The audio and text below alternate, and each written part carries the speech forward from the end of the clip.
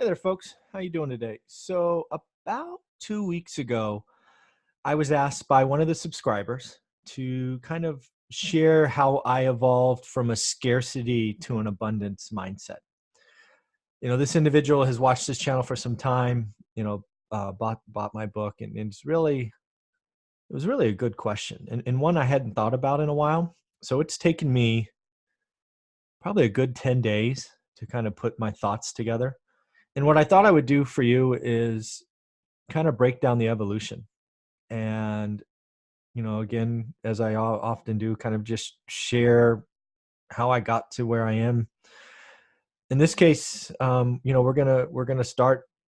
I think the first kind of discussion is, kind of how I grew up, right? And we're gonna see how I was so anchored on what is called the scarcity mindset. So, without further ado, let me bring that up.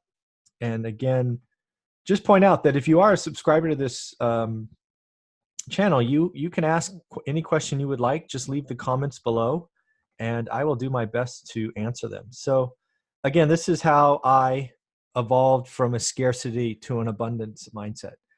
And again, I share this quote. This is actually a quote I'm really, really proud of. I think it goes without saying that financial freedom is hard, but as I try to show on this channel all the time, a better financial future is easy. Right? You can control and have a better financial future. It is 100% inside your control. Getting to financial freedom is hard. It does take some luck. It takes consistent execution over a long duration of time. And frankly, it's not always inside your control because life events happen. I get it. But again, if you want a better financial future, it's right within your hands. And follow this channel. Check out all the videos. I talk about it all the time. So let's get started. So the first thing I think you need to understand, or at least I had to go back and digest and get uncomfortable with, is where I got the scarcity mindset. And again, I've shared it on many different videos. We didn't have a lot growing up. But one thing that it's anchored in my mind is you either had money or you didn't have money, right? As a youth, when you didn't have money, it was stressful. People were fighting, yelling, doing all kinds of stuff, and it was not fun. But if you did have money, life was good.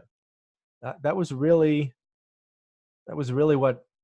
what I knew money to be. It was the thing that drove happiness or the lack of happiness. And it really, I never made the connection. It was always an individual thing. It's either you had it or you didn't have it. I never saw it as anything else. I do think it's important to say that, again, looking back, in this case, my mom, she tried to show kind of the teaming or the giving mindset, but I wasn't having any of it. None of that resonated, and it really only came back to me as I looked back on it and kind of remembered the things that she tried to do. But again, for me, it all boiled down to, did we have money or not? Because all the other stuff I thought was nonsense at the time, frankly. And it really didn't resonate. Right. I saw the toxic environment with money. And when it was bad, I would try to escape, frankly, and get away from it and do all those kinds of things. So I missed some things, looking back on that maybe would have been indicators that there was an abundance mindset. But I was so anchored in the scarcity mindset as a survival mechanism that it's just where I was. It really boiled down to, is your hours or your hustle equaled your dollars, right? I could sell hours, I could mow lawns, I could paint fences. I bought used bikes, fixed them up and sold them, right? I was trying to do things all the time to make money. I was willing to invest or buy stuff. I remember buying bike frames and then buying parts and putting it together and selling the bikes and all that stuff, helping neighbors paint fences and mow lawns and just do whatever I could. And that only grew as I got a job and literally was selling hours for dollars and getting a paycheck and things of that nature. So again, it was very I. and very selfish, but that's who I was at the time. As a teenager, it only got worse, right? Because it's your grades. I chose to participate in what I considered individual sports, right? Wrestling, cross country, track. No, nobody was helping me. Wasn't really part of a team. I had played team sports as a much younger child, but didn't really participate in them as a teenager, where it was really part of it. And again, it was right? I ran my race. I got this time. I did this. I did that, and it just further ingrained that I was just trying to survive, frankly, most of the time, and I was willing and only willing to survive on my merits. Again, very scarcity mindset. As a junior and senior in high school, I moved into a full commission job selling washers and dryers at Sears after leaving lawn and garden and hardware, where again, I was commission and I was earning commission. Um, I would, and again, realize that I was competing with men, who were in their 40s, who were making six figures a year selling these things and feeding their family and sending their kids to college and all of these things. So I saw bad behavior. I saw side deals getting done. Um, I saw bad things, right? Grown men, grown women doing things that is not cool to get that commission check, because there's only so many washers and dryers and being sold in any given day. And you either got the commission or you didn't, because we didn't have an hourly wage. Yes, we did have some kind of minimum that if we didn't sell, we'd be paid a stipend or whatever they called it. But if you get paid that 2 months in a row, you're fired, right? Just, they didn't want that, right? You had to go eat what you killed, or you ate what you killed, or you got paid on what you sold. So again, very, very I driven. And, I was pretty good at it. I was definitely the oddball, right? I was 2 decades younger than most of the people doing it. I was part-time, they were full-time.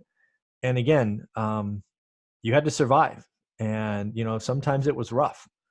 So again, very I and scarcity mindset. This continued into my 20s, where, I was, moved into something they call a solution consultant, sales rep.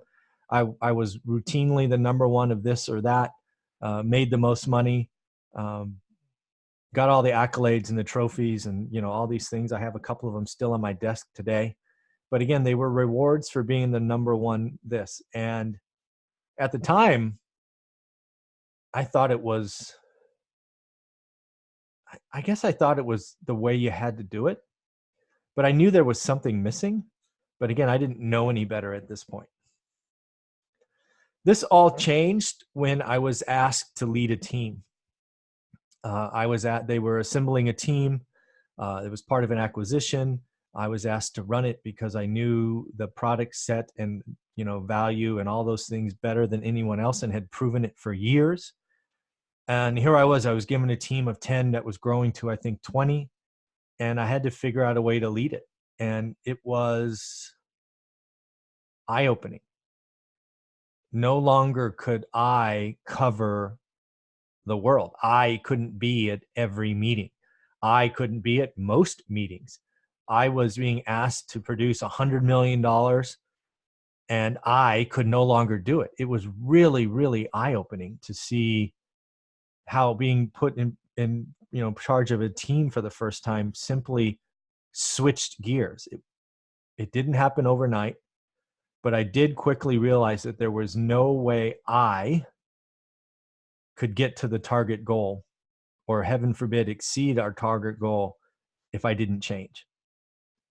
And very quickly, it became, how can I get the most out of the team, right? How can you have the abundance mindset to help, and to help without question or expectation? How can you set goals that are beyond your capabilities and beyond the collective individual capabilities, and see what happens? And I threw myself at this, and it really became the only way to get there. It was so much fun. And, we roughly doubled what our stated goal was. And that was eye-opening to me, to see that not only you had to rely on others, inspire others to accomplish a goal, but to see that these others can double the expectations. life's never been the same for me. Right. I knew very early on that I, again, couldn't get to the stated goal. So I needed the team. But to see the collective team blow out the number and exceed it by a wide margin is an addictive feeling. And to see the impact of the 20 people or so that were doing this, it immediately flipped from the scarcity to abundance without question. Now I give freely, because again, the collective good that goes on within abundance mindset is outstanding. And frankly, inspiring leading teams is hard, but the rewards you see of getting more done is out of this world. That's the feeling I chase now. That's why this channel exists. If it was just about the money, I wouldn't waste the 20 hours a week I do putting stuff together. I would use half that time to do whatever I want, the other half time looking for deals.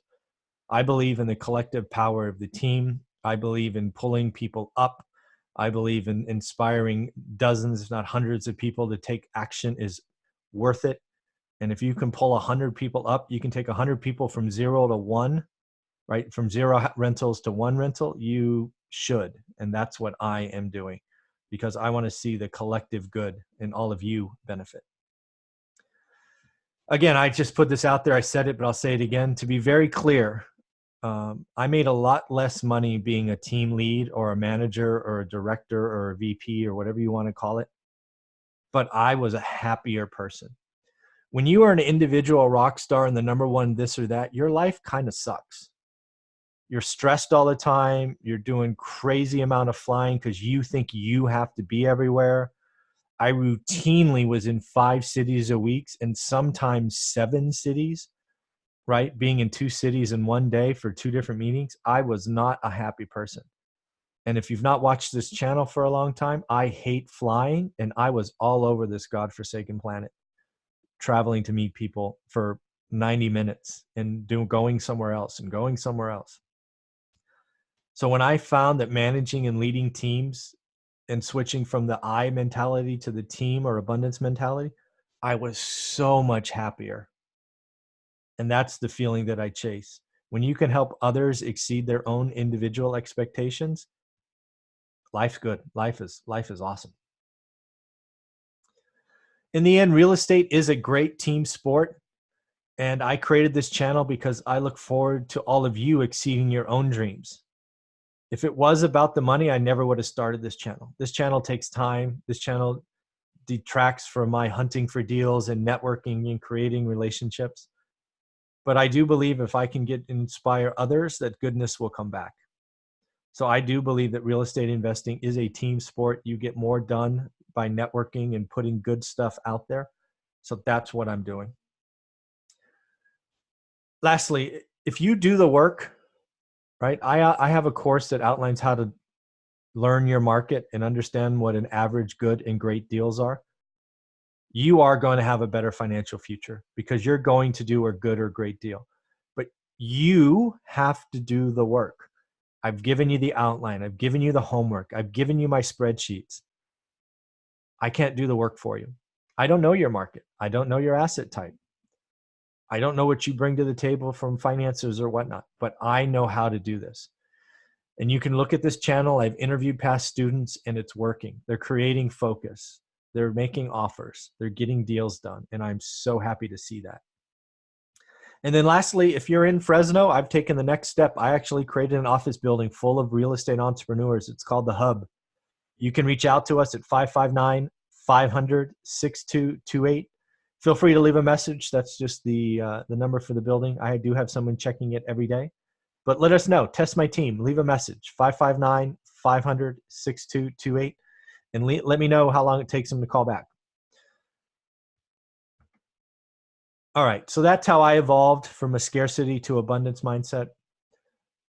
You know, the scarcity mindset is something that I think I brought on myself as a shield or protection, armor, whatever you want. I don't know if it's right or wrong. It just is what it is. No judgment. I can definitely tell you having an abundance mindset is, I'm much happier. My days are far more of joy. It is very stressful having a scarcity mindset. I don't know if people get that, but it is. Having a scarcity mindset is very stressful. And having an abundance mindset is, I guess it's still stressful. It's just a different kind of stress. So at the end of the day, thank you for asking the question.